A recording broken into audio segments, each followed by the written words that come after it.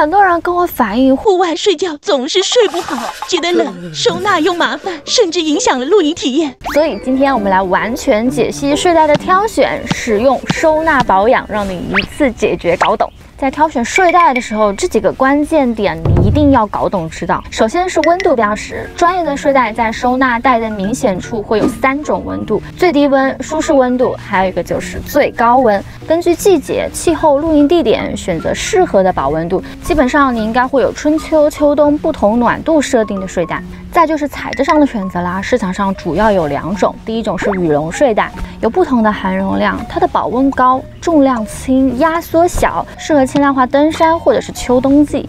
第2种就是纤维棉睡袋了，它的价格较低，但是它耐湿气，适合春秋露营。再看一下结构形态，有木乃伊式的。 重量轻，体积小，保温效果好，适合睡姿固定的人。再就是信封式，它的伸展空间大，适合翻身需求比较多的人。如何正确使用睡袋？直接拿出压缩睡袋就睡，结果热不起来。 正确的做法，睡袋本身并不会发热。保温的原理是空气被填充物浮流形成绝缘性能，减少热能流失并阻断冷空气侵入，所以要提前从压缩段取出，抖动轻拍，让填充物展开，均匀分布，使空气灌入睡袋，静置蓬松，达到最佳的保温效果。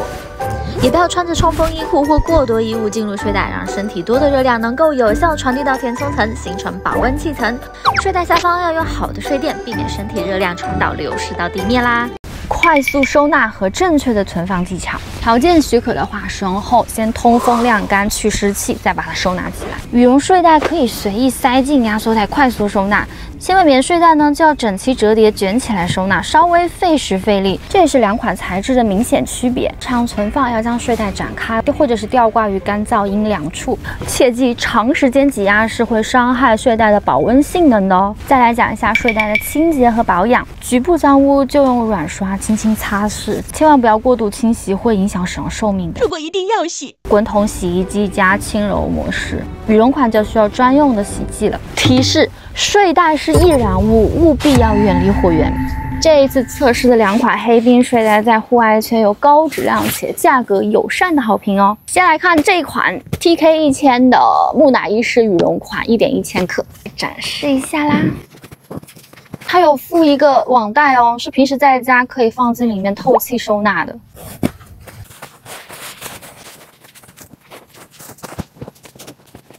哇哦，这个很长哦，大个子男生也是可以的哦，而且它的空间很大，会很舒服。贴合人体的木乃伊造型，搭配防止热能流失的设计，像阻风条啊、马鞍式围脖、帽兜、速胜领口，这些都是大幅提升保温效果的。温标在零下11到1摄氏度。哇，真的很蓬松呢。高冲笼加高蓬松度，搭配20D 防水面料，能够长时间的保持干燥舒适。双侧拉链进出更加的容易，还有4拉头设计哦，这就意味着你可以伸出手来活动，看手机、抓拉链，可以提升便利性啦。哦，还有，它是立体的足舱哦，你看到没有？脚部的空间很大，可以减少束缚感，更放松。非常的适合秋冬低温露营睡眠环境。再来看一下这个 FT200的，它是信封式的纤维棉款，1.115千克，也轻，温标5到15摄氏度，它更适合春秋露营。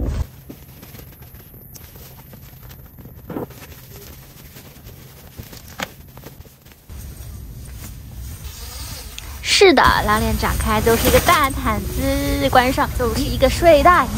如果有2个的话呢，还可以拼成2个双人睡袋。哇，好轻盈啊！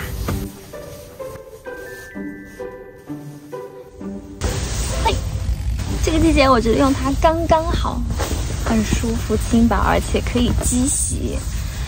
它是这种低吸水性、高透视性的，在潮湿环境下也可以保持很干燥舒爽。这个色还挺好看的。黑冰全系列都有不同的温标可以选，你都可以找到最适合自己的款式，提升户外睡眠质量哦。我要睡觉了，拜拜。